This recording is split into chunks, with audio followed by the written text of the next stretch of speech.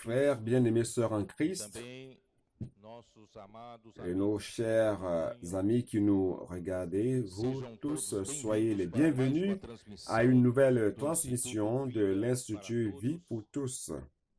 Cette fois-ci, depuis l'auditorium de l'église à São Paulo. Et nous voici au message 28 qui a comme titre « Le roi guérit la paralysée ». Et la lecture biblique, c'est Matthieu 9, de 1 à 38. Et aujourd'hui, comme toujours, je vous rappelle que c'est le jour du Seigneur, le jour où nous devons offrir, faire nos offrandes et honorer le Seigneur avec ce qu'il nous a donné comme bien matériel. Rappelez-vous de vos offrandes pour les missions à l'extérieur. Rappelez-vous aussi de vos offrandes pour EAV, m'appartient, Estancia m'appartient, et IVPT, Institut Vie pour tous. Nous rappelons aussi des nécessités des œuvres régionales et de votre église dans votre localité. Aujourd'hui, je suis spécialement content parce que nous avons la présence de nos bien-aimés frères que nous appelions de par le passé les frères de la région 8B. Hier, nous avions eu une réunion très merveilleuse et nous avons étendu la dénomination à région 8A et 8B.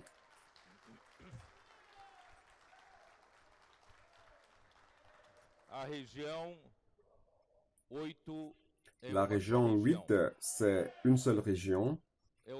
C'est l'État de São Paulo, Sao Paulo et le Triângulo Mineiro. Nous prenions déjà soin de la région métropolitaine capitale, Sao Paulo, et Vale do Paraíba, Vale do Ribeira. Et grâce au Seigneur, aujourd'hui, tout l'État de São Paulo nous sommes en communion avec eux, sans frontières, sans limites. Et hier, le Seigneur nous a donné un début merveilleux. Et nous voudrions croire que le Seigneur va avancer encore plus rapidement avec notre unanimité, avec notre complicité. Le Seigneur va avancer de la manière dont il doit avancer dans cette ère finale, cette ère d'Apocalypse, afin de ramener le Seigneur. Frère, on n'a aucune place pour nous-mêmes, pour notre gloire, pour notre position, pour l'amour de la fonction. Non à tout cela. Aujourd'hui, j'utilise ce verset de Paul, Acte chapitre 20, je ne considère pas ma vie précieuse pour moi-même. Mais pourvu que je termine ma carrière au ministère que j'ai reçu du Seigneur Jésus pour annoncer l'évangile de la grâce. Donc, nous ici, bien-aimés frères, nous ne recherchons pas notre propre intérêt, nos propres bénéfices, mais nous recherchons le royaume de Dieu, sa manifestation, et nous voulons introduire un peuple, le peuple vainqueur, dans la bonne terre de Canaan. Et nous sommes aussi très contents avec la présence des frères de Mato Grosso, très contents de la présence des frères de Goiás, district fédéral. Tous ces frères nous honorent réellement de leur présence ici. Nous allons chaque fois plus resserrer nos communions, car l'œuvre de Dieu est une seule. Lorsque Dieu a utilisé Moïse pour conduire le peuple d'Israël dans le désert, les 12 tribus étaient divisés en tribus pour une facilité d'administration, n'est-ce pas? Mais c'était un seul peuple. Tous recevaient la direction venant, la direction de l'Éternel à partir de Moïse.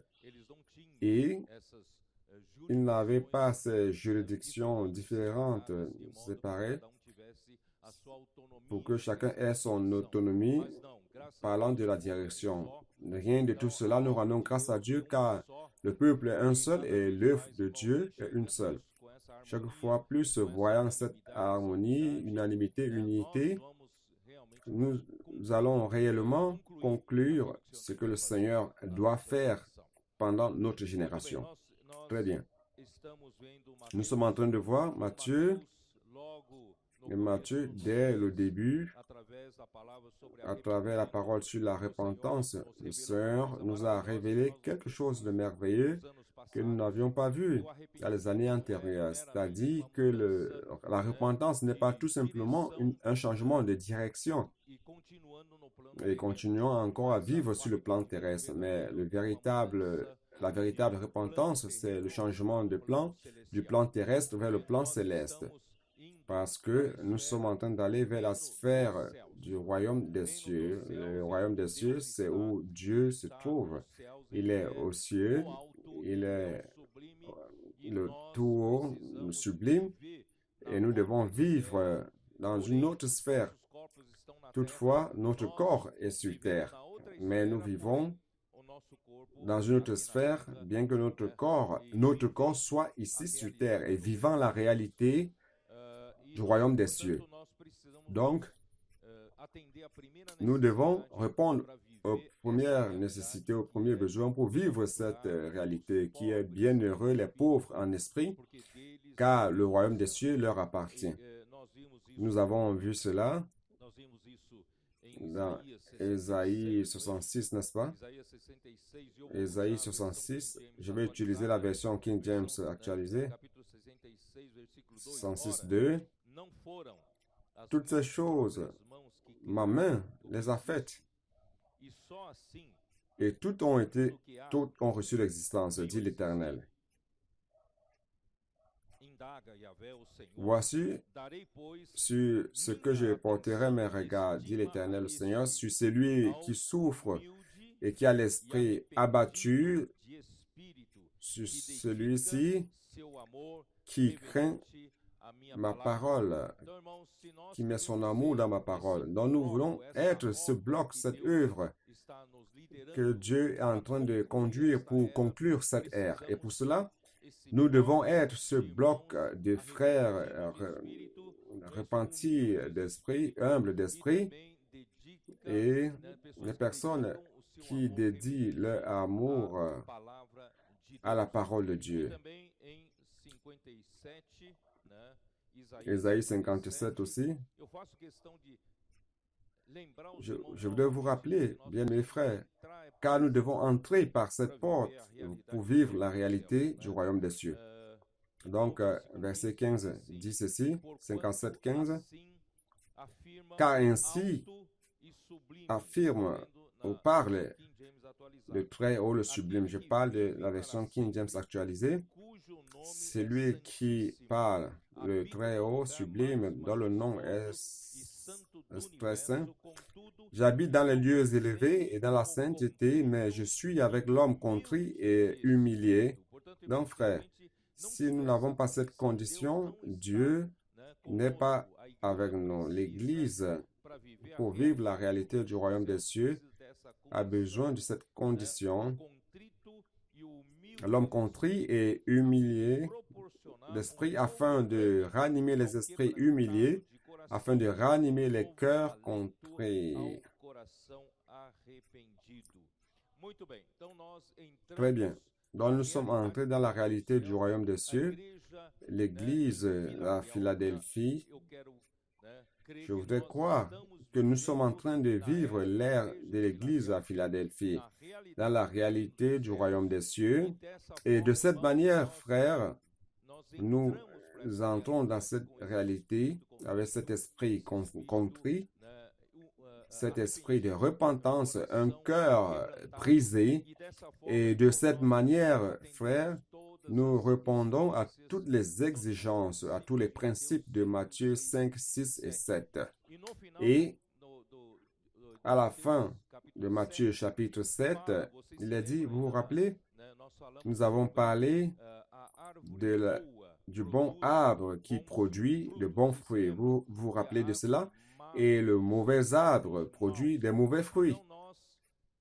Donc nous qui voudrions vivre la réalité du royaume des cieux, Dieu espère une production de notre part. Il y a eu un moment de par le passé où nous accordions tout simplement l'attention à la connaissance de la Bible, à la connaissance de la révélation de la parole de Dieu.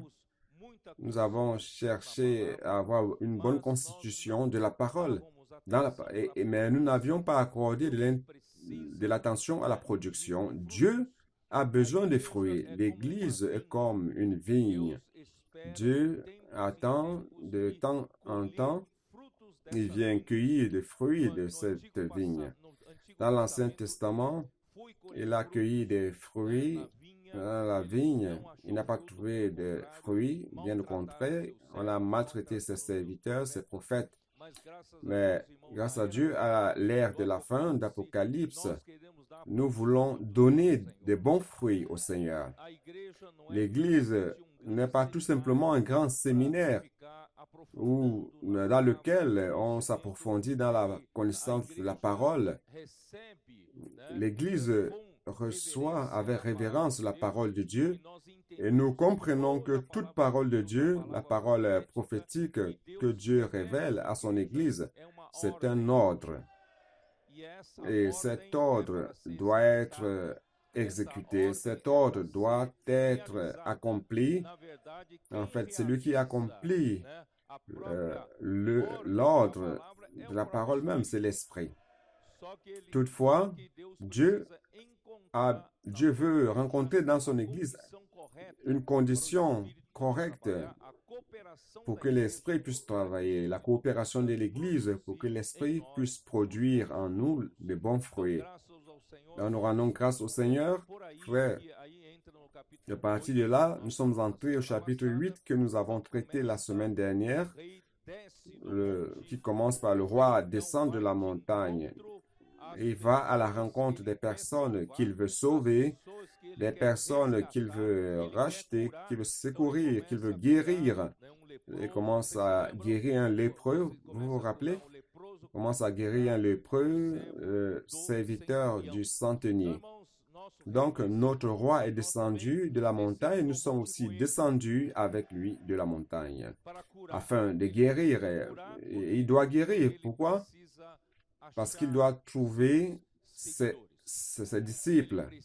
Il a besoin des disciples, il a besoin des ouvriers, il a besoin de travailleurs pour faire ce que le roi veut accomplir ici sur terre. Et pour cela, il doit premièrement nous sauver. Le lépreux, frère, représente les Juifs. Vous vous rappelez de ce que j'ai dit? Les Juifs, à l'exemple de Nombre, chapitre 12, la désobéissance, la rébellion contre Moïse, Marie a eu la lèpre. Manifester la lèpre représente quelque chose qu'elle avait déjà à l'intérieur d'elle. Nous tous, nous avons été profondément envenimés par la nature pécheresse et rebelle de Satan, de désobéissance de Satan. Satan, il s'est rebellé contre Dieu. Il a créé une autorité des ténèbres totalement indépendante de Dieu et il a mis à l'intérieur de l'homme la nature de serpent, la nature du péché. Et cette nature de péché contient la rébellion, la désobéissance. Dieu doit guérir notre rébellion, Dieu doit guérir notre désobéissance. En deuxième lieu, il doit nous guérir et nous faire voir que celui qui guérit, c'est la parole. Dans le centenier a eu une vision fabuleuse. Comment le centenier a découvert que la guérison, que l'autorité de la guérison se trouvait dans la parole.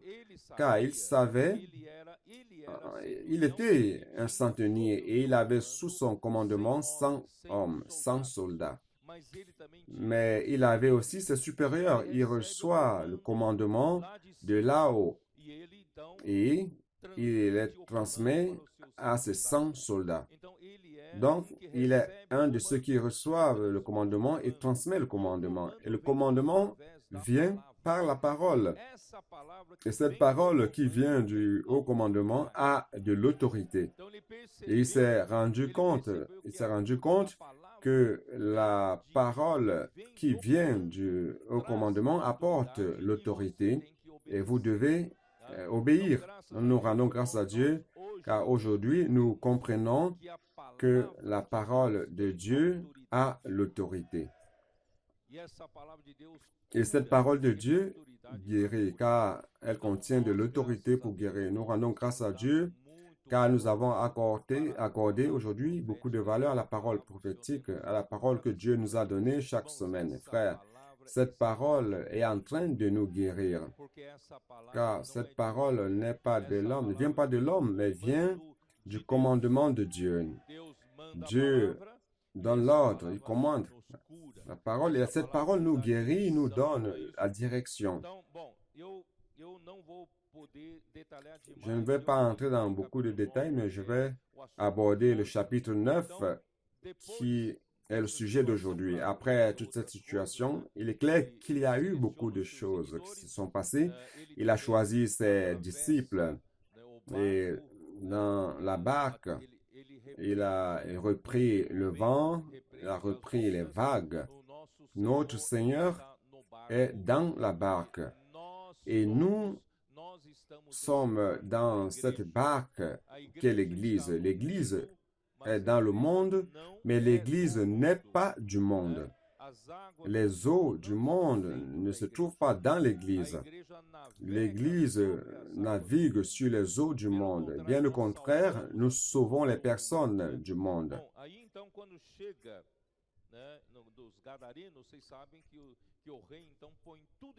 Le roi met tout dans l'ordre. Où qu'il aille, il met tout dans l'ordre. Donc, vous, colporteurs, lorsque vous sortez dans les rues, vous mettez la vie des personnes en ordre. À travers le puis-je prier pour vous et à travers les livres que vous remettez aux personnes. Et la guérison va s'effectuer et la vie des personnes sera remise sur le droit chemin. Ceux qui avaient des problèmes dans le mariage, peu à peu, le Seigneur va guérir. Ceux qui ont des problèmes sociaux ou dans leur famille, dans le lieu de travail, le Seigneur va remettre de l'ordre. Donc aujourd'hui, c'est le chapitre 9 et la première des choses qui est dite dans le chapitre 9 au verset 1, comme il est dit, Jésus étant monté dans une barque, traversa la mer et alla dans sa ville. Qu'est-ce que vous comprenez avec ce premier verset?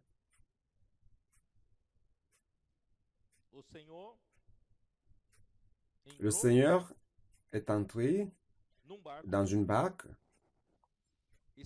et cette barque, c'est l'Église. Nous l'avons déjà dit. Et il est passé de l'autre côté. Qu'est-ce que cela veut dire? Pour Jésus, pour que Jésus, le roi des rois, puisse se déplacer, il a besoin de l'Église. C'est pour cela que Romains 12 dit, présentez vos corps comme des sacrifices vivants, saints et agréables à Dieu, qui est votre culte rationnel ou service rationnel. Donc, frère, pour que Dieu agisse aujourd'hui sur terre, il a besoin de son Église. Pour aller dans les rues, si l'Église n'y va pas, il ne pourrait pas y aller. Donc, il utilise la barque pour passer de l'autre côté. Il a besoin de moi, il a besoin de toi, Il nous a encore permis d'être vivants avec ce corps. Ce corps doit être utilisé, doit lui être présenté, mettre à sa disposition afin qu'il puisse se déplacer. Vous devez mettre cela dans votre pensée. Lorsque vous sortez sous les ordres du roi, vous êtes cette barque qu'il est en train d'utiliser pour aller où il veut aller. Hier, par la miséricorde du Seigneur, j'étais très content. Plus de 1000 femmes sont sorties dans les rues. Au jour des connectés, elles sont allées dans les rues pour prêcher l'Évangile. Frères, plus de 1000 femmes, des femmes qui ont atteint plusieurs femmes à travers les prières, le colportage, le livres, les journaux qu'ils ont remis aux personnes. Frères, c'est comme cela que l'Église obéit à la parole de Dieu et est utilisée comme une barque pour aller où Dieu veut aller, pour atteindre des personnes. Il est donc allé de l'autre côté, dans sa propre ville. Et quelle est sa propre ville?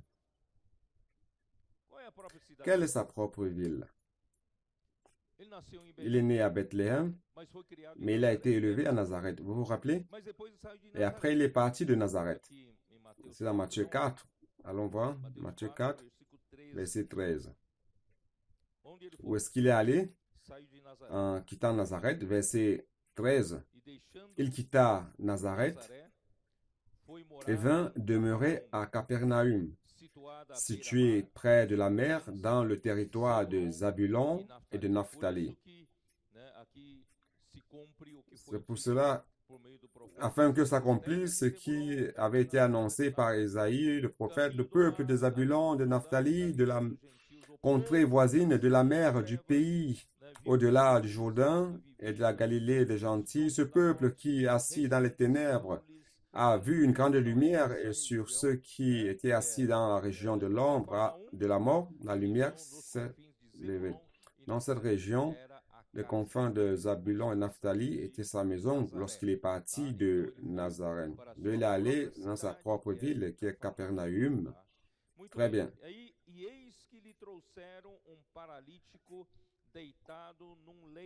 Et ils lui apportèrent un paralytique couché. Voyant donc ce paralytique, Jésus dit, « Sois courageux, tes péchés te sont pardonnés. » Qu'est-ce que cela veut dire? Cela veut dire que le roi ne doit pas seulement guérir le lépreux, guérir le serviteur du centenier, accomplir d'autres guérisons. Le Seigneur doit principalement nous guérir de notre paralysie. À cause du péché, nous sommes devenus inutiles dans l'accomplissement de l'œuvre de Dieu. Nous sommes rendus incapables pour accomplir l'œuvre de Dieu. Nous sommes inutilisés. Nous avons été rendus inutiles par le péché, par Satan, pour accomplir l'œuvre de Dieu. Donc, le Seigneur veut nous guérir de notre paralysie. Alors, comment a été cette guérison? Allons lire parce que Matthieu 9 nous explique vraiment comment cela a été. Marc 2 explique mieux encore. Marc chapitre 2, verset 1.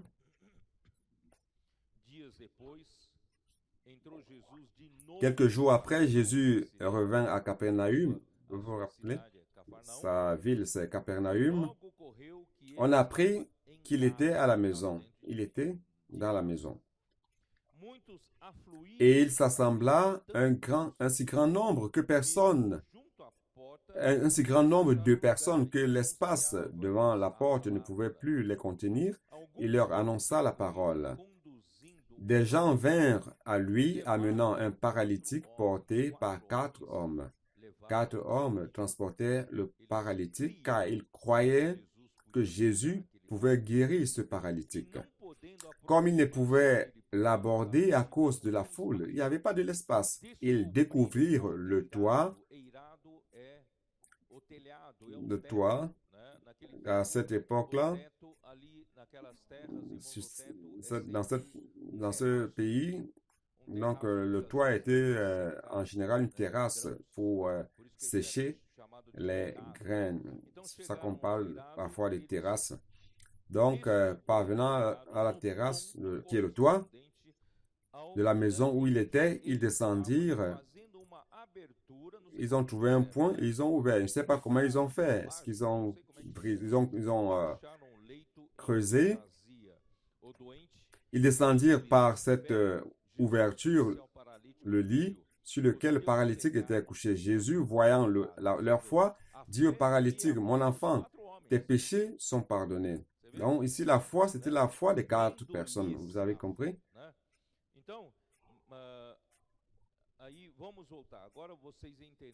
Alors on va retourner. Vous avez déjà vu de quoi il était question. On va retourner à Matthieu 9.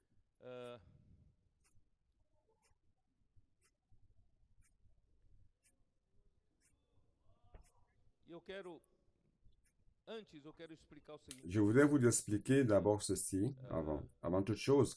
Jésus, voyant leur foi, dit, verset 2, « Sois courageux, fils, tes péchés te sont pardonnés. » Il n'a pas dit, « Maintenant, ta paralysie est guérie. » Il a pardonné les péchés du paralytique. C'est la même chose. Si Dieu pardonne nos péchés, nous serons guéris de notre paralysie et de notre incapacité de pouvoir faire la volonté de Dieu.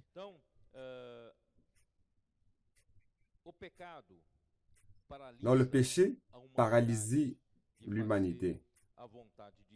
Le péché paralyse l'humanité.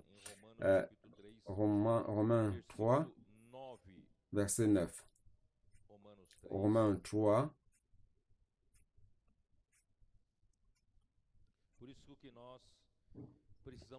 C'est pour cela que nous devons aussi sortir pour prêcher l'évangile et guérir aussi les paralytiques qui sont à l'extérieur, afin d'apporter ces personnes guéries pour faire partie de l'armée de Dieu, des disciples de Jésus. Donc, chapitre 3 de Romains, verset 9. Quoi donc? Sommes-nous plus excellents? Nullement. Car nous avons déjà prouvé que tous, juifs et grecs, sont tous sous l'empire du péché. Cette paralysie a atteint toute l'humanité, juifs comme grecs. Selon qu'il est écrit, il n'y a point de juste, pas même un seul. Donc, s'il n'y a pas de juste, il n'en existe pas un qui ne soit pas paralytique. Nul n'est intelligent, nul ne cherche Dieu. Si vous ne comprenez pas Dieu, si vous ne cherchez pas Dieu, comment pourrez-vous être utile à Dieu? Vous êtes immobilisé dans l'incapacité. Tous sont égarés, tous sont pervertis, et il n'en est aucun qui fasse le bien. Nous sommes devenus inutiles. Nous avons été rendus inutiles par le péché. Oui ou non? Est-ce que ce n'est pas vrai? Nous tous, nous avons été rendus inutiles. Il n'en est aucun qui fasse le bien, pas même un seul. Il n'en existe aucun qui ne soit pas paralytique. Toute l'humanité, à cause du péché, nous sommes devenus paralytiques. Oh Seigneur Jésus, que le Seigneur vienne nous guérir de notre paralysie. Le péché a rendu l'homme inutile devant Dieu. Retournons à Matthieu 9. Matthieu 9, verset 3. Sur quoi quelques scribes dirent au-dedans d'eux, cet homme blasphème. Et Jésus, connaissant leurs pensées, dit, pourquoi avez-vous de mauvaises pensées dans vos cœurs? Car lequel est plus aisé de dire, tes péchés sont pardonnés, ou de dire, lève-toi et marche? Or, afin que vous sachiez que le Fils de l'homme a sur la terre le pouvoir de pardonner les péchés, lève-toi, dit-il au paralytique, prends ton lit et va dans ta maison. Et il se leva et s'en alla dans sa maison. Quand la foule vit cela, elle fut saisie de crainte et elle glorifia Dieu qui a donné aux hommes un tel pouvoir. Frères, les religieux, je voudrais attirer votre attention. Lorsque Dieu appelle un peuple, il fait l'appel, même dans le Nouveau Testament, il fait l'appel pour constituer son Église. Mais malheureusement, l'homme déchu retombe facilement dans une vieille religion. Au lieu de suivre le roi d'une manière vivante, en vie, il finit par tomber dans une religion. Non, les religieux, ici, ça se réfère au judaïsme. Les religieux savaient tout simplement que Dieu pouvait pardonner les péchés et non Jésus. Pour eux, Jésus était un homme. Mais leur propre religion les a rendus aveugles. Ils ne voyaient pas que Jésus était Dieu. Ils ne se rendaient pas compte que ce Jésus qui était devant eux, c'était le Fils de Dieu qui est devenu le Fils de l'homme pour sauver l'homme. Donc, comme Dieu est comme Fils de l'homme, il a l'autorité de pardonner les péchés avec l'objectif de guérir la paralysie afin qu'on soit utile à l'œuvre de Dieu. Je ne sais pas si vous avez compris ce que je veux dire, frère.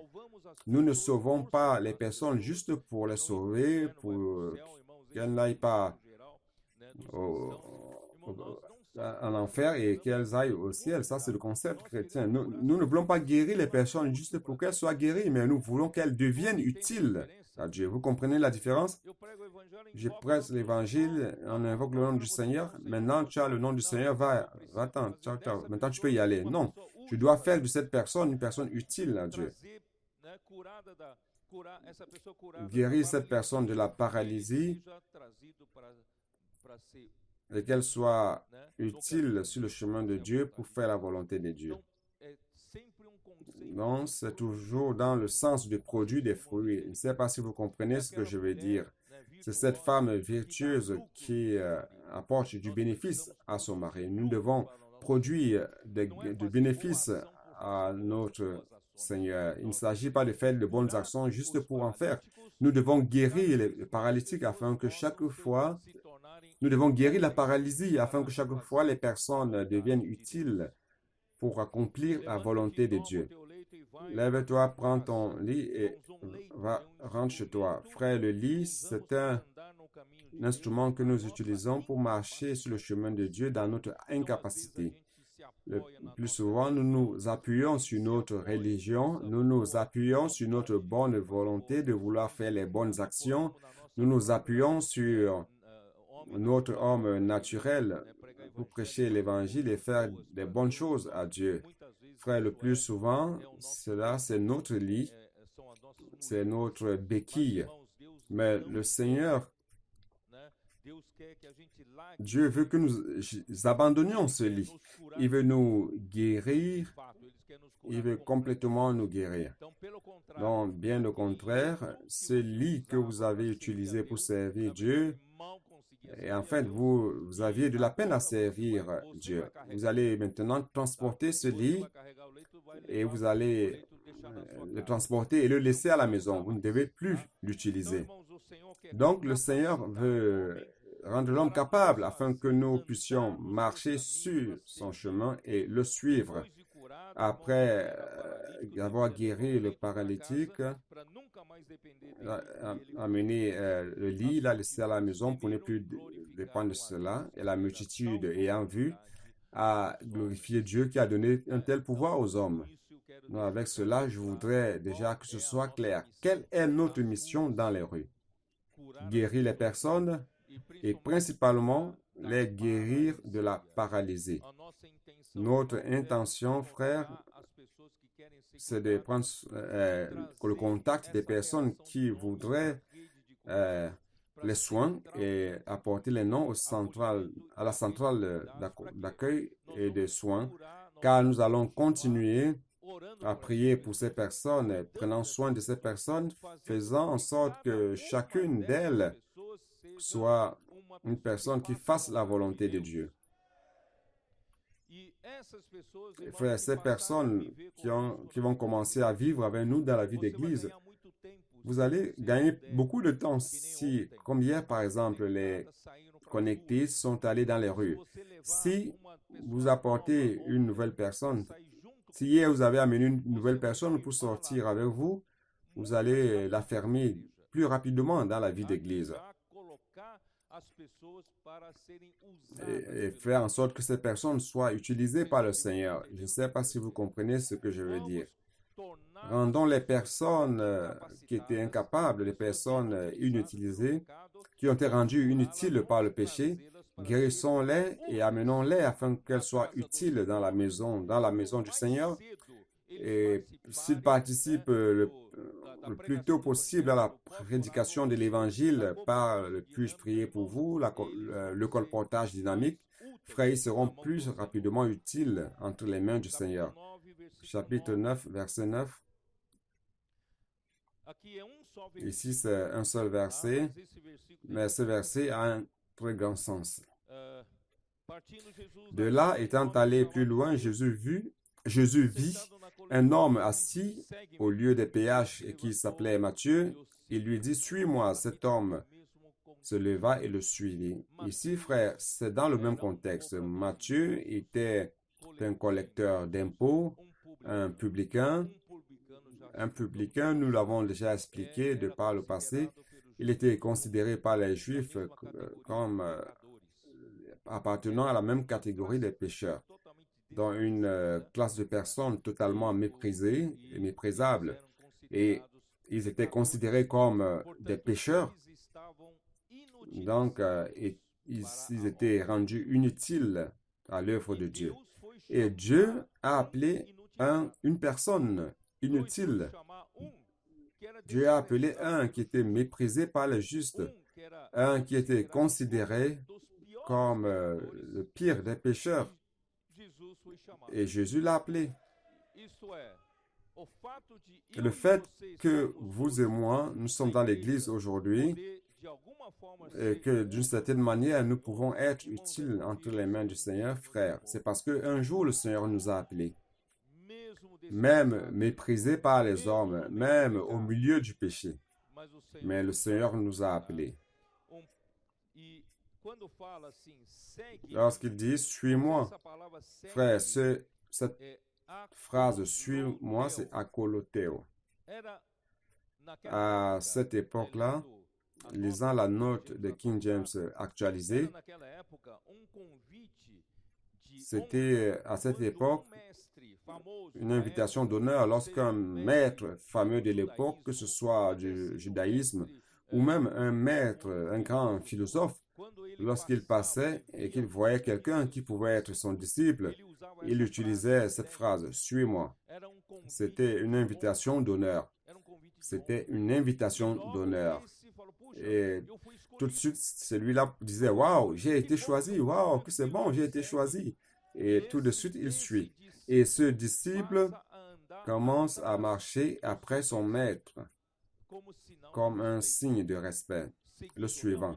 Réellement, c'est pour cela qu'il utilise cette phrase « Suis-moi ».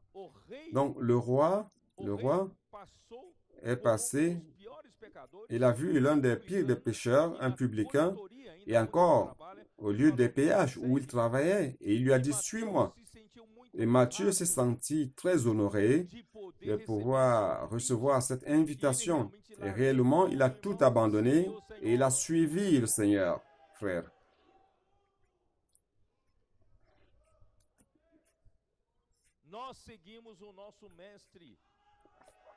Nous suivons notre maître aussi par signe de respect. Nous nous sentons honorés par le fait qu'il nous ait appelés un jour. Je ne voudrais en aucun cas l'abandonner. Je veux le suivre où qu'il aille.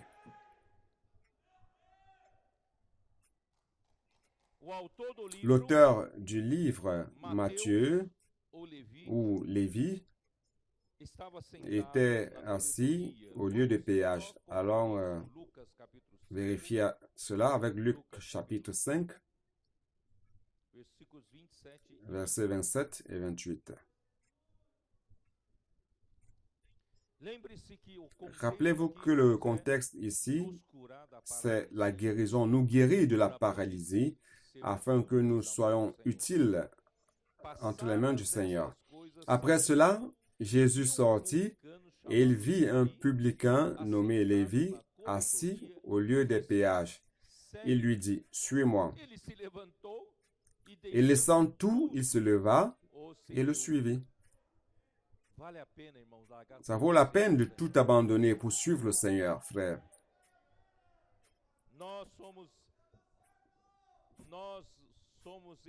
Nous sommes de ces frères qui un jour nous avons reçu un appel. Un jour, il est passé près de nous et il nous a dit, « Suis-moi. » Et nous avons tout abandonné pour suivre le Seigneur. Car le Seigneur veut guérir l'homme pour le rendre capable pour faire l'œuvre de Dieu et suivre le Seigneur. Et juste après, dans ce même contexte, allons voir Luc chapitre 5. Matthieu ou Lévi lui-même offre un banquet. Parce que Luc 5, dans les détails, Matthieu n'explique pas qui a invité, ou c'était dans la maison de qui, mais Luc 5, 29, Lévi lui donna un grand festin dans sa maison. Et beaucoup de publicains et d'autres personnes étaient à table avec eux.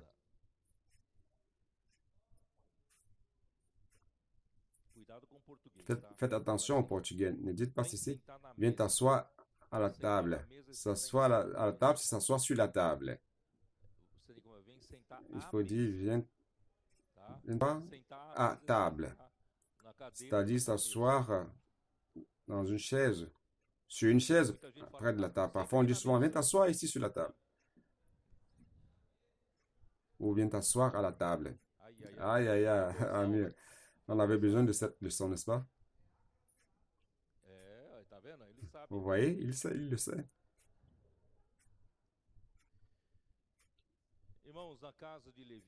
Dans la maison de Lévi, il n'y avait que des publicains. Les pharisiens et leurs scribes murmuraient contre les disciples de Jésus.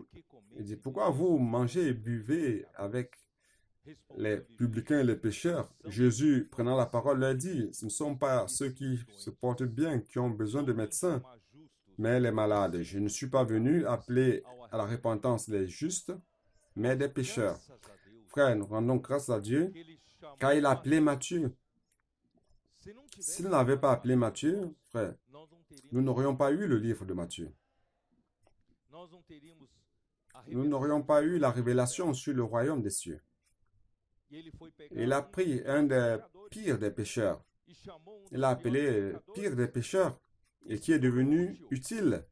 Il a écrit le livre de Matthieu et qui nous apporte une si grande révélation aujourd'hui. C'est pour cela, frère, qu'il ne faut jamais mépriser qui que ce soit que Dieu a appelé. Dieu peut rendre le pire des pécheurs à une personne utile dans l'œuvre du Seigneur. Vous pouvez vérifier cela avec vous-même, n'est-ce pas? Alors, retournons à Matthieu 9. Matthieu 9, verset 10.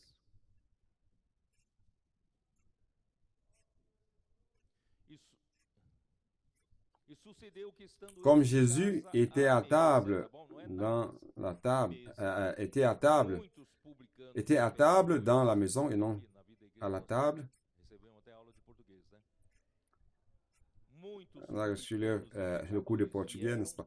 Donc, voici beaucoup de publicains et de gens de mauvaise vie vinrent se mettre à table avec lui et avec ses disciples. Vous savez, ça ne marche pas avec les religieux. Ils n'acceptent pas cela. Comment Jésus, Et ses disciples peuvent-ils s'asseoir à table avec des publicains, des pécheurs? Les pharisiens virent cela et ils dirent à ses disciples, pourquoi votre maître mange-t-il avec les publicains et les gens de mauvaise vie? Ce que Jésus a entendu, il dit, ce ne sont pas ceux qui se portent bien qui ont besoin de médecins, mais les malades. Allez et apprenez ce que signifie je prends plaisir à la miséricorde et non au sacrifice, car je ne suis pas venu appeler des justes, mais des pécheurs. Ici, il ajoute la repentance. Ce sont les pécheurs qu'il veut guérir de la paralysie afin qu'ils deviennent utiles entre les mains du Seigneur. C'est ce que le Seigneur est en train de faire, frère. C'est pour cela, les Juifs se trouvaient justes, si justes qu'ils sont devenus arrogants et ils n'ont pas été guéris. Frère, si vous n'avez pas un cœur brisé, si vous n'avez pas un esprit humble et repenti, vous n'allez pas recevoir la guérison. Celui qui est repenti va recevoir la guérison et vous non. Avec toute votre religion, avec toutes vos connaissances, vous n'allez pas accomplir l'œuvre de Dieu. Et celui qui était pécheur, qui a été pécheur guéri, va accomplir l'œuvre de Dieu. Donc, frère, faisons attention à cela et humilions-nous réellement devant le Seigneur. Que le Seigneur nous donne un esprit brisé, un cœur brisé, un cœur de repentance. Luc chapitre 18 montre cette condition de celui qui n'est pas guéri. Luc 18, verset 9. Il dit encore cette parabole qui avait confiance en eux-mêmes. Frère, nous rendons grâce à Dieu car le publicain, lui, savait qu'il était si mauvais. Il était, qui sait, peut-être d'une manière frauduleuse, a réussi à s'enrichir rapidement. Il savait qu'il était si mauvais qu'il n'avait pas confiance en lui-même. Alors ici,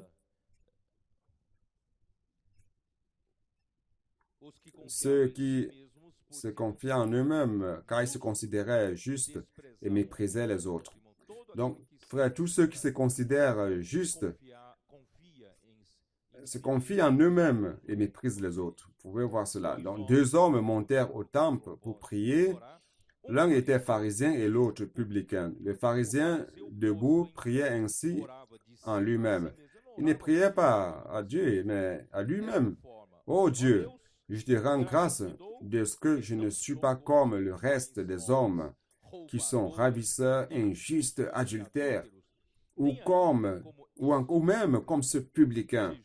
Je jeûne 2 fois par semaine, je donne la dîme de tous mes revenus. Mais le publicain, de son côté, se tenant debout à distance, n'osait même pas lever les yeux au ciel. Mais il se battait, il se frappait la poitrine en disant, « Oh Dieu, sois apaisé envers moi, qui suis un pécheur. » Je vous le dis, celui-ci descendit dans sa maison justifié plutôt que l'autre, car quiconque s'élève sera abaissé, et celui qui s'abaisse sera élevé. C'est pour cela que le roi des cieux, dans le royaume des cieux, il n'y a pas de place pour ceux qui s'exaltent eux-mêmes. Il n'y a pas de place pour ceux qui se considèrent juste à leurs propres yeux et méprisent les autres. Frère, nous sommes ici, nous sommes tous des pécheurs que Dieu a guéris, que le Seigneur a pardonné et aujourd'hui, il est en train de nous rendre chaque fois plus utiles. Il est en train de nous capaciter afin de suivre le Seigneur. Vous voyez que hier, grâce à Dieu, plus de 1000 femmes. Vous pensez que toutes ces 1000 femmes étaient déjà capables de faire cela? Non. Elles dépendaient du Seigneur, totalement du Seigneur. Elles sont sorties avec un esprit humble et repenti. Et Dieu a utilisé ces femmes comme canaux pour sauver d'autres personnes. C'est pour cela, frère, Dieu utilise les repentis, les humbles d'esprit, les brisés de cœur. Oh Seigneur Jésus, je veux la miséricorde et non l'holocauste. Frère, L'homme pense qu'il peut, par sa bonté, par sa force, qu'il peut présenter un sacrifice à Dieu. Frère, Dieu ne veut pas les sacrifices. Le fruit de vos bras, de vos forces, de votre intelligence, de votre diligence. Ce que l'Éternel veut, ce que Dieu veut, c'est la miséricorde.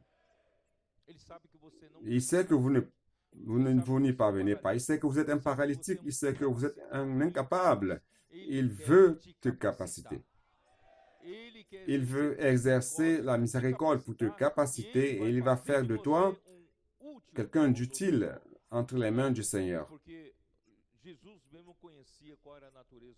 Jésus savait c'est quoi la nature humaine. Dans Jean 2, je vais vous lire cela. Jean 2, versets 24-25.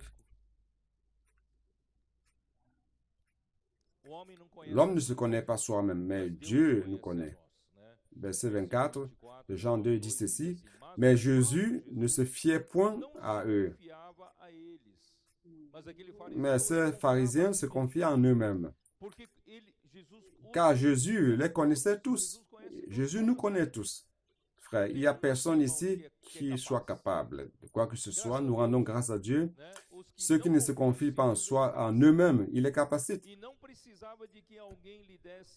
Et parce qu'il n'avait pas besoin qu'on lui rendît témoignage d'aucun homme, car il savait lui-même ce qui était dans l'homme. Ne vous considérez pas juste, frère, et en méprisant les autres. Bien au contraire, frère, allons devant les autres avec cet esprit contrit. Et Hébreux 4, 16. Hébreux chapitre 4, verset 16. Approchons-nous donc avec assurance, pas en soi, non avec assurance en quoi? Dans le sang du Christ, du trône de la grâce, afin d'obtenir miséricorde et de trouver grâce pour être secouru dans nos besoins.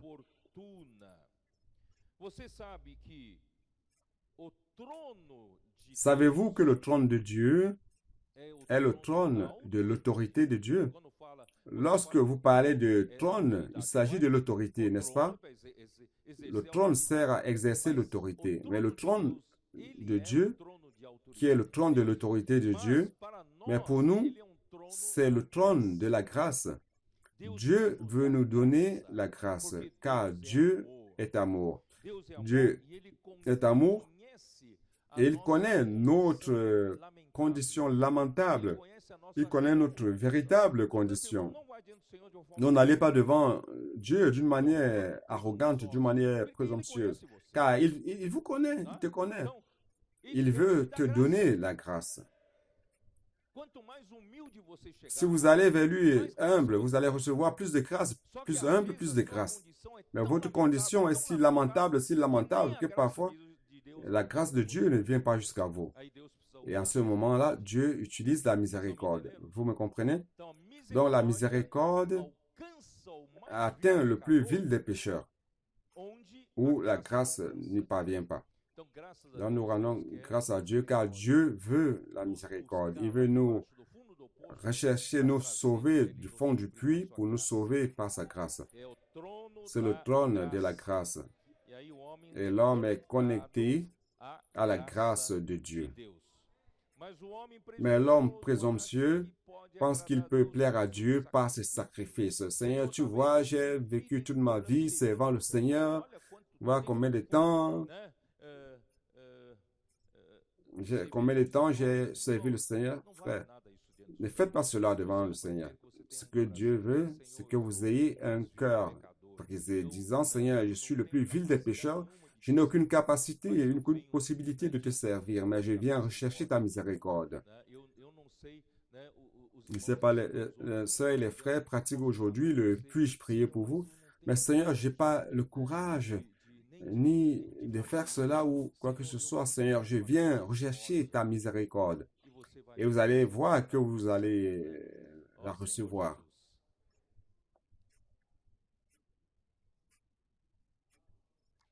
Comment dit César? Tu m'as raconté un témoignage, n'est-ce pas? Qu'il y a une sœur qui avait une grande difficulté pour pratiquer le « puis-je prier pour vous », n'est-ce pas? C'était Roberto Grande qui m'a parlé de cela, de Limeira. Une sœur qui avait une grande difficulté, qui n'avait pas le courage, elle était très timide.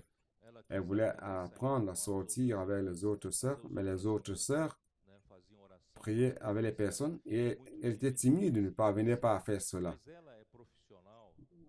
Mais elle travaille avec ceux qui ont les problèmes d'audition.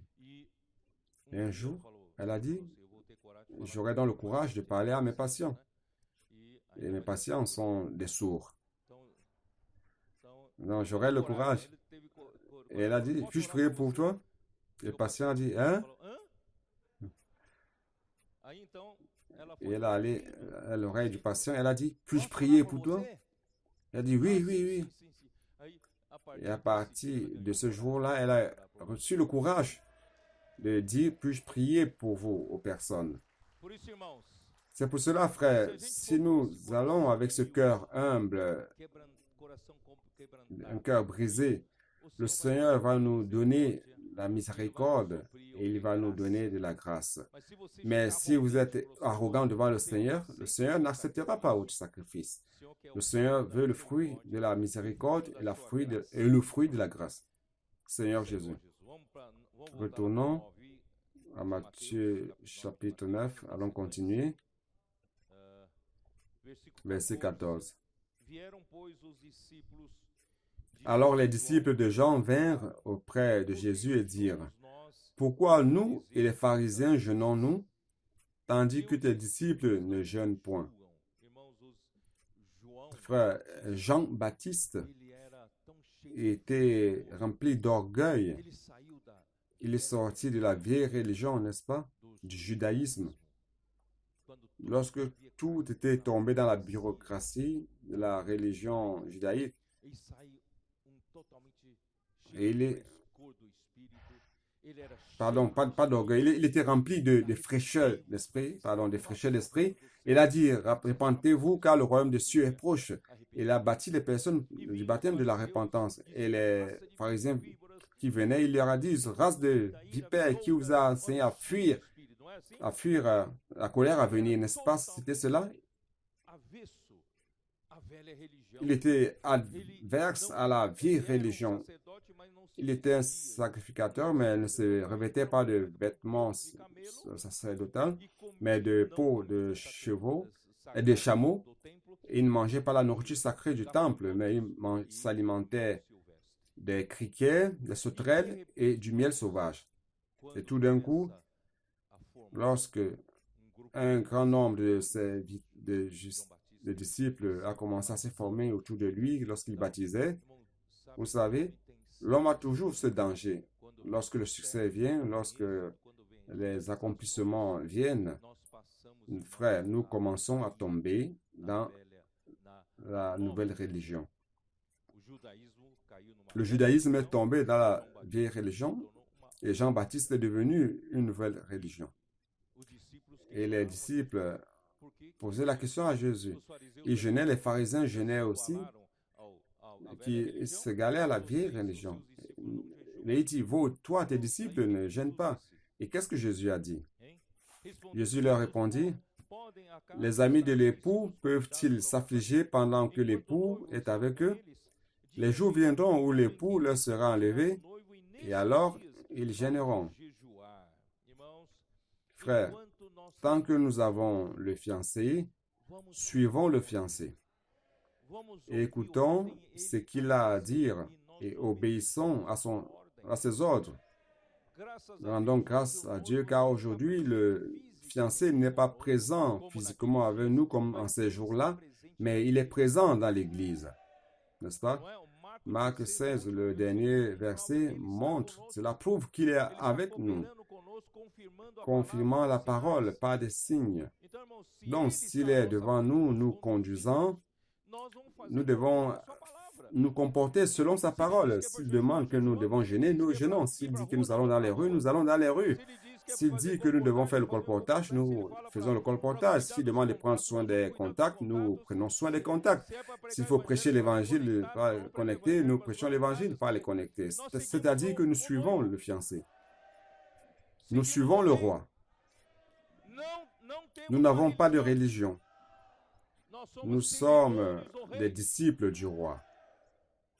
Et nous faisons tout selon sa parole. Il commande et nous obéissons. Il parle et nous faisons. Frères, c'est pour cela que nous ne sommes pas une religion. Nous sommes les disciples du roi. Et nous obéissons à ce qu'il veut faire, à ce qu'il dit. Donc, frères, facilement, nous tombons dans une religion. Nous devons nous maintenir vivants, frères, suivant le roi, vivant de manière vivante, remplie d'esprit, n'est-ce pas? Nous ne pouvons pas tomber dans une vieille religion.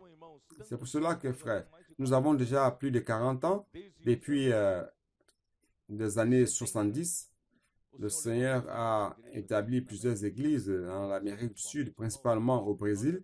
Frères, nous avons déjà plus de 40 ans. Et ces 40 ans peuvent faire de nous une religion. Et nous faire tomber, frères. Malheureusement, à cette époque de l'église à Smyrne, la juridiction de l'archevêché s'établissait déjà. Chaque archevêque avait sa juridiction dont il devait prendre soin. Au début, tout commence par les bonnes intentions, mais avec le temps, les compétitions commencent, les luttes pour le pouvoir, pour la position, pour les fonctions. Et frères, et cela s'enracine parmi nous. Et nous rendons grâce à Dieu car le Seigneur est en train de nous délivrer de cela. Nous ne sommes pas encore totalement délivrés de cela, mais le Seigneur est en train d'agir dans ce sens. Et nous rendons grâce au Seigneur. C'est pour cela qu'il dit, personne ne met une pièce de drap neuf sur un vieil habit, car elle emporterait une partie de l'habit, et la déchirure serait pire. Les femmes le savent, n'est-ce pas? Vous prenez un tissu neuf et vous cousez cela sur un vieux vêtement usé, et vous cousez, et quelque temps après, tout se déchire. Donc, on ne peut pas faire cela. Ça ne sert à rien d'adapter ce que le Seigneur fait sur le colportage dynamique avant ce genre, le réseau de connectés et tout, et mettre dans une vieille structure. Cette vieille structure, frère, ne peut pas vivre avec ce que l'Esprit fait aujourd'hui. Tout le leadership doit retourner au point zéro et demander à l'Éternel miséricorde afin que nous ayons la condition avec l'humilité dans le cœur, la repentance dans l'esprit, afin de pouvoir aujourd'hui être utile entre les mains du Seigneur. Ne prenez pas le tissu neuf que le Seigneur nous donne aujourd'hui pour l'appliquer sur la vieille structure. Ça va tout déchirer. Ou mettre du vin neuf dans des vieilles outres. Le vin neuf a un grand pouvoir de fermentation. Si vous mettez dans une jarre fragile, ça va briser le jarre. Boum! Ça ne va pas marcher. C'est pour cela que nous devons renouveler notre structure. Nous devons renouveler le leadership. Nous devons renouveler le leadership avec l'inclusion des jeunes. Allons tous, frères, apprendre à aimer la parole du Seigneur, dédier l'amour. Comment est cela? Avec référence. C'est dédié avec référence à l'amour de la parole de Dieu. Et être simple, frère. Si de par le passé nous étions compliqués, et si aujourd'hui nous sommes simples, si le Seigneur parle, on dit Amen. Le Seigneur a parlé. Ne vous mettez pas à remettre tout cela en doute. Dans la religion, on remet tout en question. Car vous avez toujours votre manière de faire et c'est toujours de la même manière. 5 ans, 10 ans, de la même manière. Vous faisiez de cette manière, mais aujourd'hui, non. Aujourd'hui, il faut suivre la parole du Seigneur. Retournons à la simplicité. Le Seigneur a parlé. Amen. Ne remettez pas en question. Pratiquons. Et cela fonctionne. L'Esprit lui-même accomplit l'œuvre. La parole accomplit l'œuvre à travers notre coopération, n'est-ce pas? Donc, frères, grâce au Seigneur, je crois que la réunion d'hier avec toute la région 8, nous allons beaucoup avancer. De toutes les régions du Brésil, l'État de Sao Paulo est une région plus riche, plus prospère. Plus prospère en quoi? En ressources humaines, plus prospère en ressources financières. N'est-ce pas? Donc, si nous mettons à la disposition du roi tout cela, et avec un cœur humble et simple et contrit et obéissant à la parole de Dieu, que pensez-vous qui va se passer? Cette région sera une bénédiction pour le Seigneur. Le Seigneur va beaucoup avancer. Pardonnez-moi de prophétiser. Ça pourrait être la locomotive pour l'œuvre de Dieu. Que le Seigneur bénisse. Mais nous ne pouvons pas mettre du vin nouveau dans de vieilles outres. Verset 18.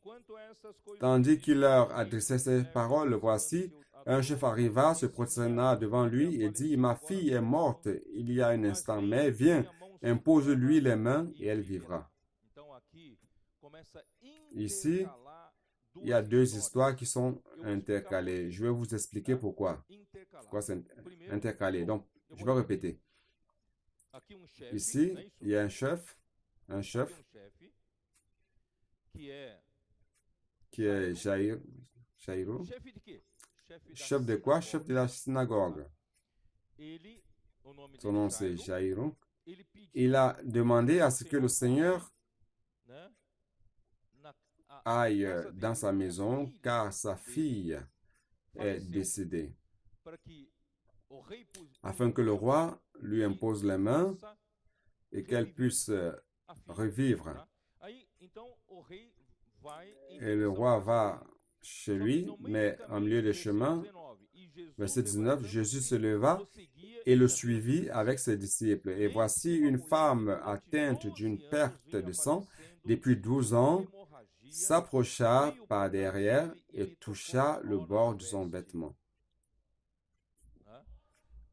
Car elle disait en elle-même, si je suis seulement touché par son vêtement, il serait guéri. Jésus se retourna et dit, en la voyant, prends courage, ma fille, ta foi t'a guérie. Et cette femme fut guérie à l'heure même. Et retournons à l'histoire du chef de la synagogue au verset 23, lorsque Jésus fut arrivé à la maison du chef et qu'il vit les joueurs de flûte et la foule bruyante, les joueurs de flûte étaient contactés pour la lamentation des morts. Ils étaient contractés pour les deuils. Oh Seigneur Jésus. Il leur dit, retirez-vous, car la jeune fille n'était pas morte, mais elle dort, et il se moquait de lui. Quand la foule lui était renvoyée, il entra, prit la main de la jeune fille se leva. Le bruit se répandit dans toute la contrée.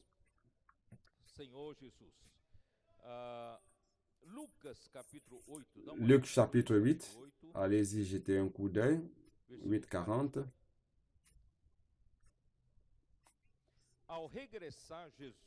À son retour, Jésus fut reçu par la foule, car tous l'attendaient.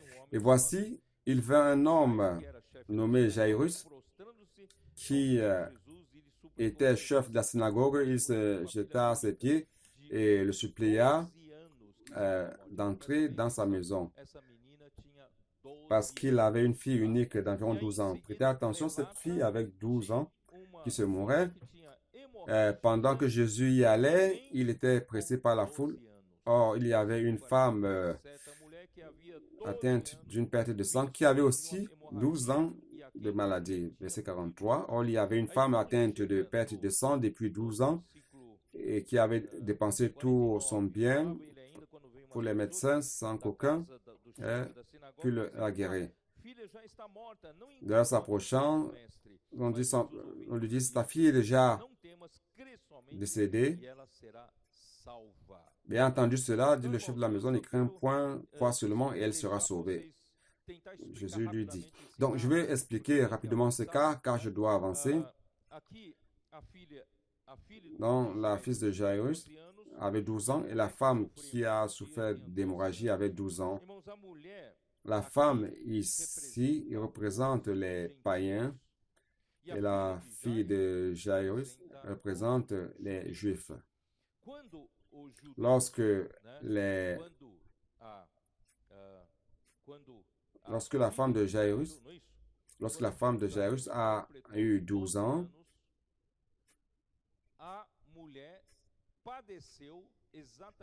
la femme a souffert aussi à peu près, exactement la même période de saignement, 12 ans et 12 ans.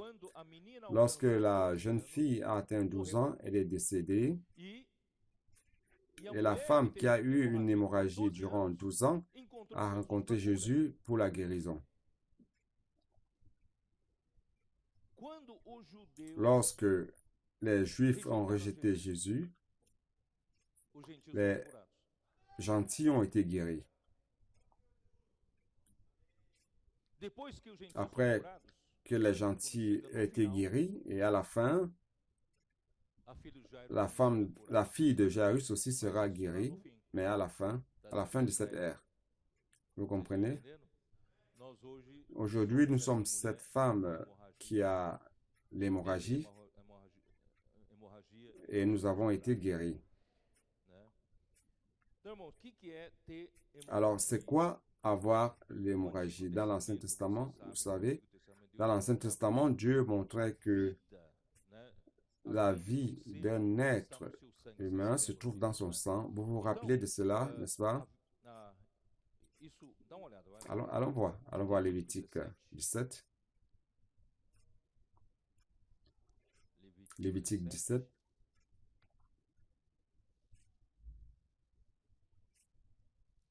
Verset 11. Car l'âme de la chair est dans le sang. Dans notre vie humaine, c'est dans le sang. Et l'hémorragie signifie l'incapacité de l'homme de retenir la vie. Donc, nous, comme païens, comme gentils, nous ne pouvons pas retenir la vie car elle s'en va. Lorsque vous commémorez un anniversaire, en fait, quelqu'un a dit, vous commémorez un an plus proche de la mort, car vous ne pourrez pas retenir la vie ni pour une année. Une année s'en est allée, vous n'avez pas pu retenir la vie. Donc, nous rendons grâce à Dieu. Avec 12 ans perdant la vie, nous avons rencontré Jésus. Et Jésus nous a donné la vie éternelle. Celui qui est né d'esprit est esprit. Nous sommes nés dans le salut, une fois de plus, le salut des gentils, c'est par la foi. Frères, nous n'avons rien à voir avec la promesse de Dieu aux Juifs. Éphésiens 2.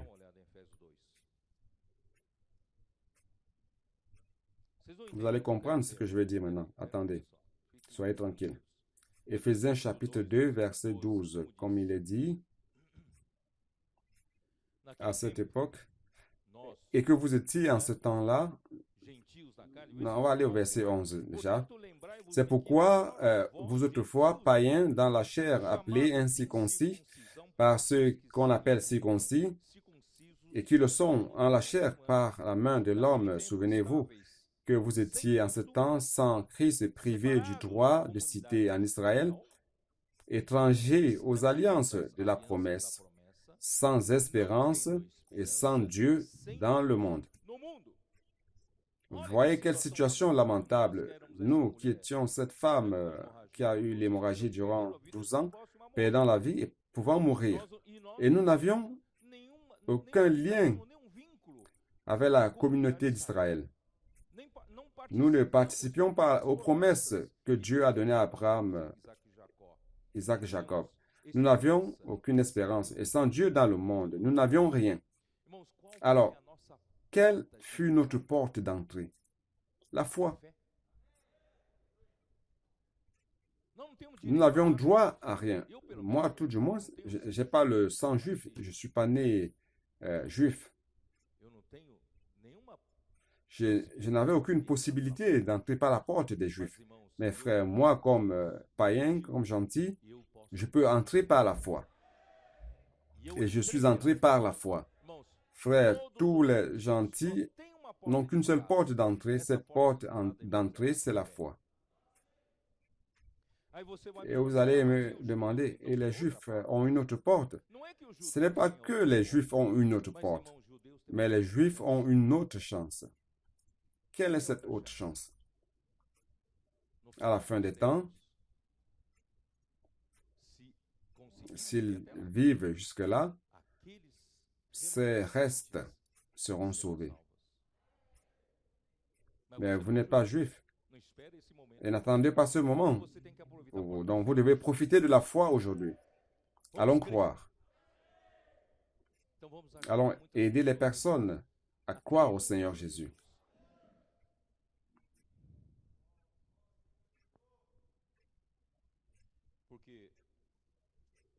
Car Romains 11, afin que vous ne dites pas que je suis en train d'inventer, Romains 11, verset 15, qui dit ceci.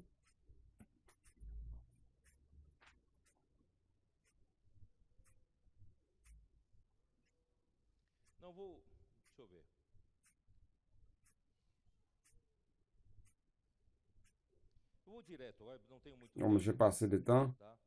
Verset 25.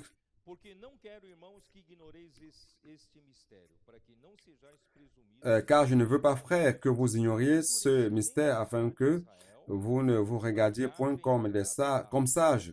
C'est qu'une partie d'Israël est tombée dans l'endurcissement jusqu'à ce que la totalité des païens soit rentrée.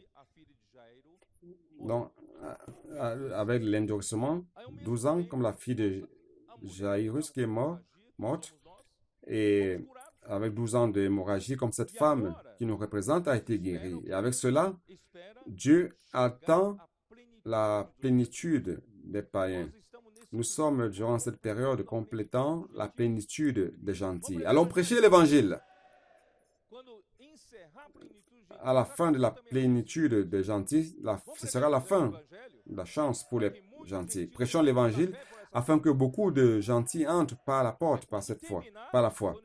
Et parvenant à la plénitude des gentils, ce sera une nouvelle chance aux Juifs de nouveau. C'est quoi cette chance? Et ainsi tout Israël sera sauvé. Selon ce qu'il est écrit, le libérateur viendra de Sion et il détournera de Jacob les impiétés. Oh Seigneur Jésus.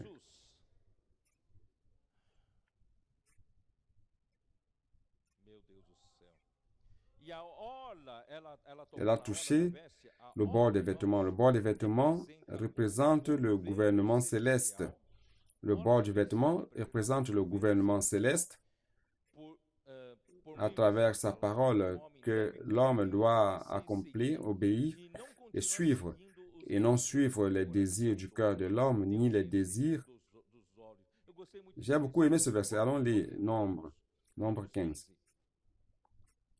Nombre 15, 38.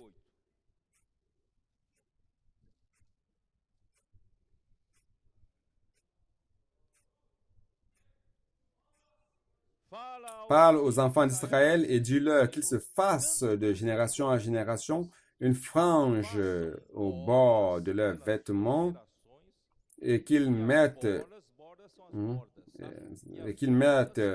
un cordon bleu sur cette frange au bord de leurs vêtements. Quand vous aurez cette frange, vous la regarderez et vous vous souviendrez de tous les commandements de l'Éternel pour les mettre en pratique. Vous comprenez? Nous, les gentils, nous avons été sauvés touchant au bord du vêtement. Et le bord du vêtement, frère, ce sont les commandements de l'Éternel que nous devons pratiquer. C'est la parole de l'Éternel. Nous avons été sauvés par la parole. Et cette parole doit être accomplie.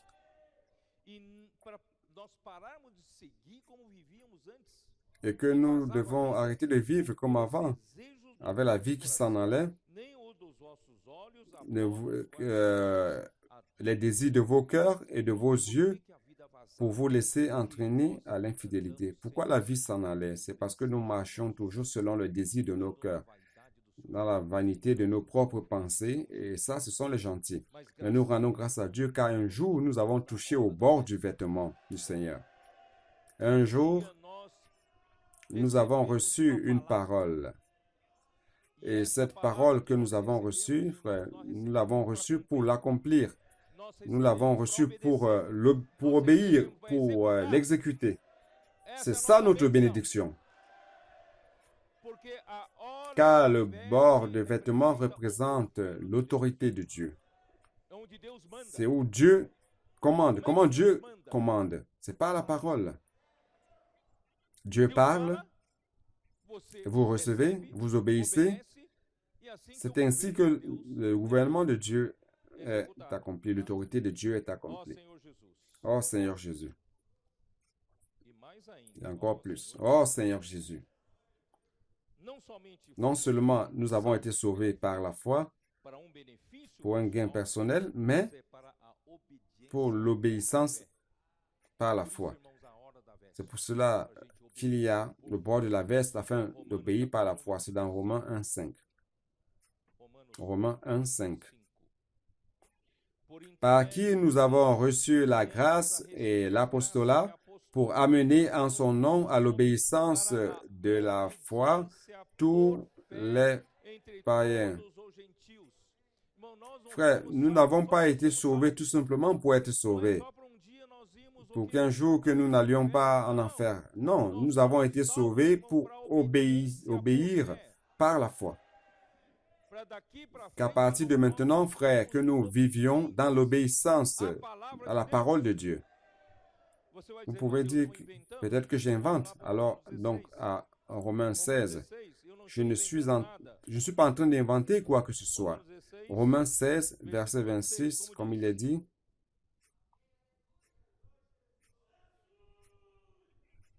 mais manifesté maintenant par les écrits des prophètes d'après l'ordre du Dieu éternel.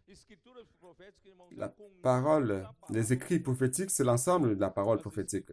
Dans les écrits prophétiques, selon quoi? Selon le commandement du Dieu éternel.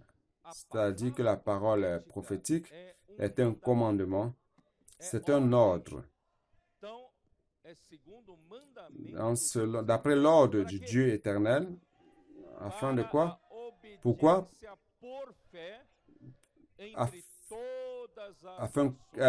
dit ici à la connaissance de toutes les nations, afin qu'elles obéissent à la foi.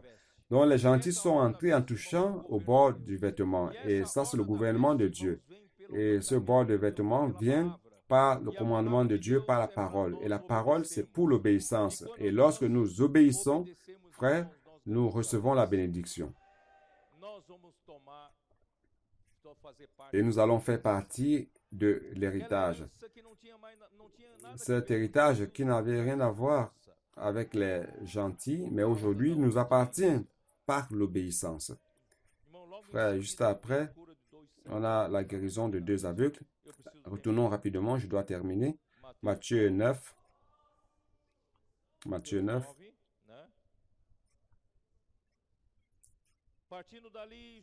Verset 27. Étant parti de là, Jésus fut suivi par 2 aveugles qui criaient « Aie pitié de nous, fils de David ».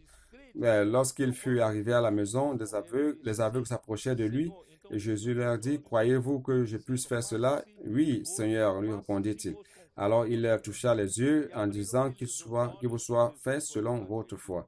Et leurs yeux s'ouvrirent. Jésus leur fit cette recommandation sévère: prenez garde que personne ne le sache. Mais dès qu'ils furent sortis, ils répandirent sa renommée dans tout le pays. Comme ils s'en allaient, voici, on amena à Jésus un démoniaque muet. Le démon ayant été chassé, le muet parla et la foule étonnée disait: jamais pareille chose ne s'est vue en Israël. Mais les pharisiens dirent: c'est pas le prince des démons qu'il chassa les démons. Frère, Dieu veut guérir notre cécité, car notre cécité fait partie de notre paralysie. Vous ne parvenez pas à accomplir l'œuvre du Seigneur parce que vous êtes aveugle. Et Dieu veut aussi guérir notre mutité. Vous ne parlez pas parce que vous êtes paralysé. Vous êtes dans l'incapacité. Alors Dieu aujourd'hui, à cause du manque de la vision spirituelle, l'homme est devenu inutile car le Dieu de ce siècle a rendu les yeux aveugles.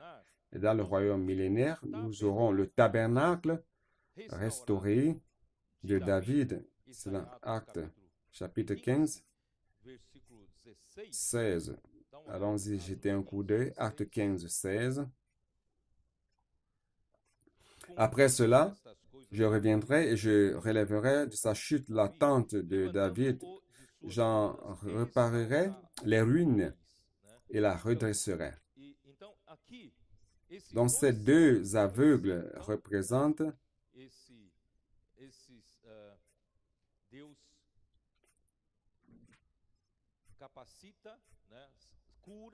Dieu guérit la cécité et rend capable et capacite les Juifs. Dans le royaume millénaire, ils vont établir le royaume messianique sur terre. Les vainqueurs régneront dans la partie céleste et les Juifs, dans le royaume messianique, les Juifs vont récupérer la vision, vont reconnaître Christ comme fils de David, représenté par les deux aveugles. Et la guérison du muet et du démoniaque, c'est pour montrer que dans 1 Corinthiens 12, allons-y voir, 1 Corinthiens 12, 2,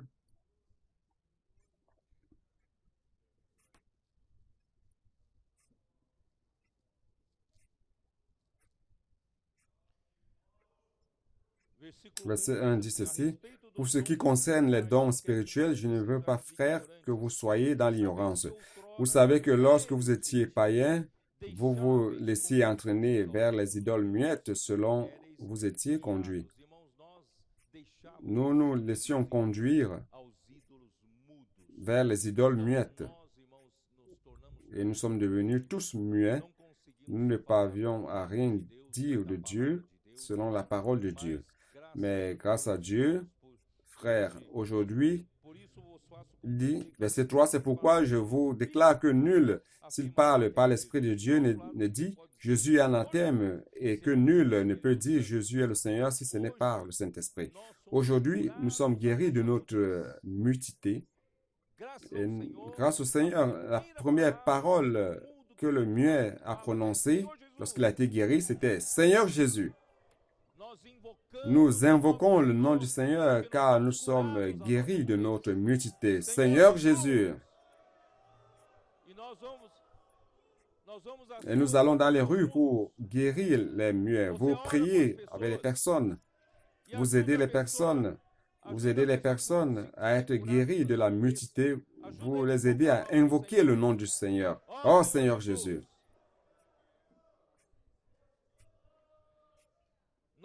Aujourd'hui, nous sommes remplis d'esprit, comme dit Éphésiens 5, 18 à 20. Bien au contraire, remplissez-vous de l'esprit. Parlez entre vous les psaumes, les cantiques spirituels. Aujourd'hui, nous sommes remplis d'esprit et nous louons, nous chantons. Nous avons perdu notre mutité et nous pouvons parler pour le Seigneur. Nous avons été guéris de cette paralysie de ne pas pouvoir parler. Et aujourd'hui, nous prêchons l'Évangile dans les rues. Puis-je prier pour vous? Frère, la première fois que j'ai été guéri de la mutisité et prié pour les personnes durant cette nouvelle phase, j'ai appris à laisser échapper la phrase. J'ai dit, frère, je ne parviens pas à faire comme les colporteurs font. Je ne parviens pas à faire comme les frères et les sœurs font. Je n'ai pas le courage. J'ai dit, je vais laisser échapper la parole. Si je laisse échapper la parole, il n'y a plus moyen de reculer. Alors, j'appelle quelqu'un, je dis, puis-je prier pour vous? J'ai laissé échapper. Alors, il n'y a plus moyen de reculer. Il a dit, oui, vous pouvez. Alors, j'ai été guéri aussi de la mutisité. Puis-je prier pour vous? Allons dans les rues et prions pour les personnes et prêchons l'évangile. Mais les pharisiens ne voulaient pas être guéris. Et ils blasphémaient en disant que le Seigneur expulsait les démons par le plus grand des démons qui est Belzébuth. Frère, cela est horrible. Je ne vais même pas parler de cela. Terminons d'une manière positive. À la fin de Matthieu 9, le meilleur est resté pour la fin. Je n'ai pas le temps de parler de tout cela, mais vous savez, verset 35. Jésus parcourait toutes les villes et les villages, enseignant dans les synagogues, prêchant la bonne nouvelle du royaume, guérissant toute maladie et toute infirmité. Voyant la foule, il fut ému de compassion pour elle parce qu'elle était languissante et abattue, comme des brebis qui n'ont point de berger. Je pourrais donner un message entier parlant de tout cela, mais j'ai peu de temps pour parler de cela, peu de minutes. Je vais ressortir certains points. Premièrement, Jésus n'est pas resté sur la montagne. Il est descendu de la montagne.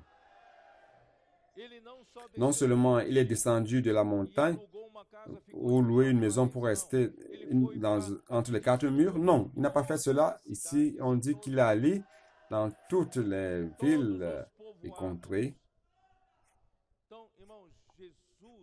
Donc Jésus, le roi des cieux, a cet élan pour les hommes, pour la situation des personnes sur la terre. Les personnes sans exception sont affligées, toutes sont comme des brebis sans berger. Frère, vous ne voyez pas quand vous ne voulez pas, mais si vous sortez dans les rues, vous voyez que des personnes sont dans le désespoir. Et le roi a ce cœur-là d'élan. Allons vers les personnes. De par le passé, nous n'accordions pas beaucoup d'importance à cela. Aujourd'hui, nous allons dans les rues, car les personnes se trouvent dans les rues. Et les personnes, pourquoi les colporteurs vont dans les shopping, dans les centres commerciaux ou dans les drive-thru? C'est parce que les personnes cherchent à se donner un peu de la joie. Elles vont se promener, acheter pour avoir un peu de joie. Et cette joie, il y a des gens qui disent, je ne parviens plus à supporter cette vie, j'ai des conflits dans le mariage à la maison, je ne sais plus quoi faire.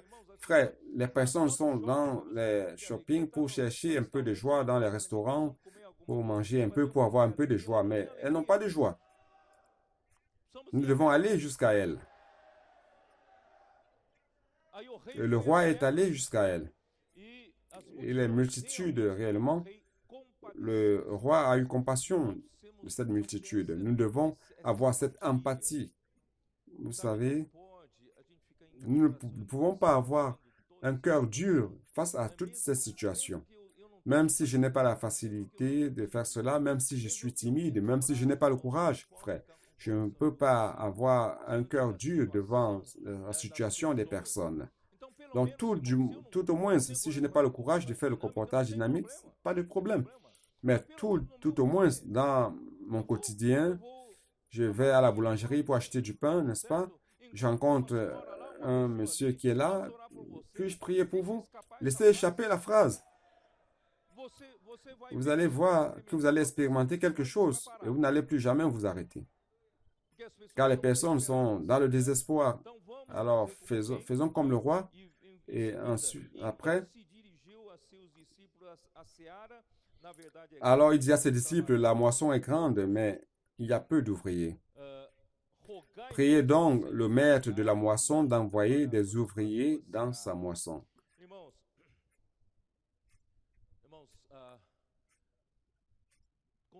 Frère, avec 300 colporteurs dynamiques, nous faisons la différence dans les rues. Les personnes sont abordées au nord, au sud, à l'est, à l'ouest, le centre-ouest, centre-sud. Donc, juste avec 300 colporteurs, les personnes sont abordées. Nous avons le CPF, je ne sais pas si vous savez, nous avons joint le CPF de Lorena avec celui de Campinas. L'État de São Paulo et de Rio de Janeiro ont un seul CPF. 2 unités, mais un seul CPF. Le Seigneur est en train de bénir beaucoup cela. Donc nous avons besoin des travailleurs. Le Seigneur a besoin des travailleurs, de beaucoup de colporteurs dans les rues comme des troupes d'élite. Frère, si vous avez le sentiment de vouloir être perfectionné, si vous voulez être un missionnaire, si vous voulez faire le CPF, après la réunion, viens parler, frère ici. Viens parler avec nous. Nous voulons que plusieurs puissent participer au CPF. Et nous voulons demander au Seigneur que dans 2-3 ans, que nous parvenions à 1000 colporteurs dynamiques dans les rues. Car la moisson est grande, mais il y a peu d'ouvriers. Et nous ne pouvons pas seulement dépendre de l'œuvre des colporteurs dynamiques. Nous avons aussi les jeunes, grâce à Dieu, avant ce jeûne, on voit les jeunes dans les rues, les adolescents. Quelle grâce! Mon petit-fils a participé à ce dernier événement des adolescents. Il a dit, grand-père, je veux faire cela de nouveau. Frère, nous sommes en train de recruter déjà dès l'adolescence ces jeunes pour servir le Seigneur. Frère, c'est une grande joie pour nous. Ils sont en train d'être sauvés des idéologies du monde. Frère, nous devons avoir plusieurs personnes perfectionnées et aussi les femmes connectées sont en train de faire ce travail. Elles font partie des travailleurs pour la moisson qui est grande. Et nous avons les réseaux de soins, la centrale d'accueil. Je ne sais pas si vous savez que la nouvelle nourriture quotidienne est déjà disponible. C'est à votre disposition. C'est déjà là. Et ça vient avec un code QR. Ça vient avec un code QR. Puis-je prier pour vous?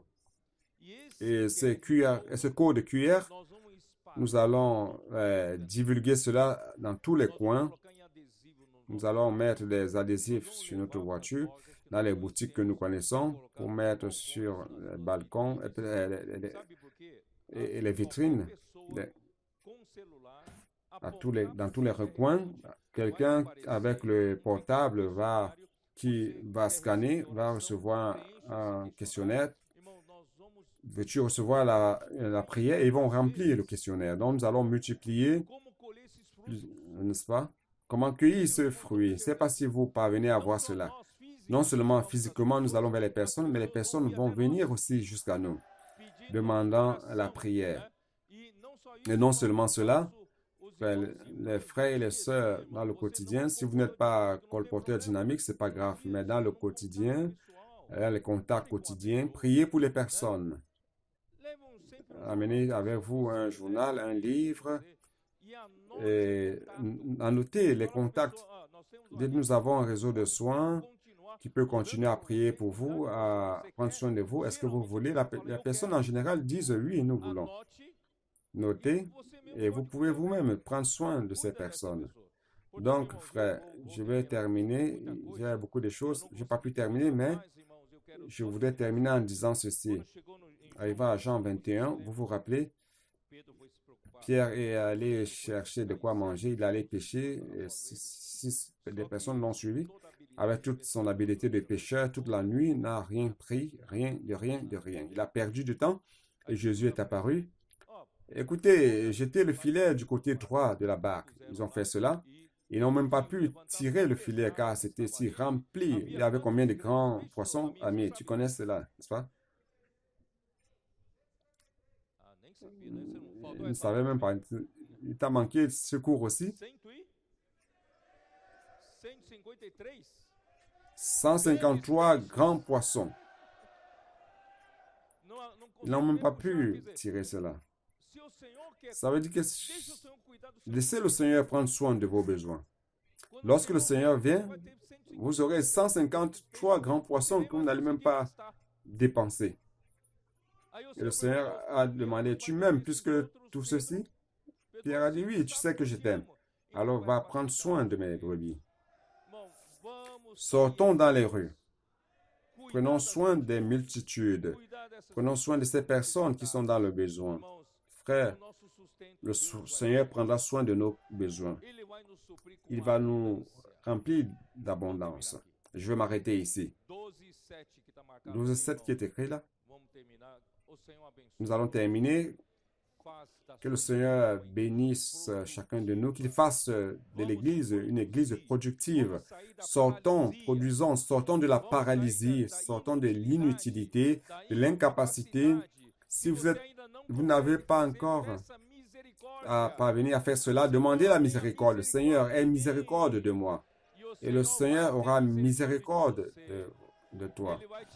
Et il te donnera de la grâce et tu pourras être aussi utile dans la prédication de l'Évangile et dans l'accomplissement de la volonté de Dieu. Que Dieu vous bénisse tous. Amen.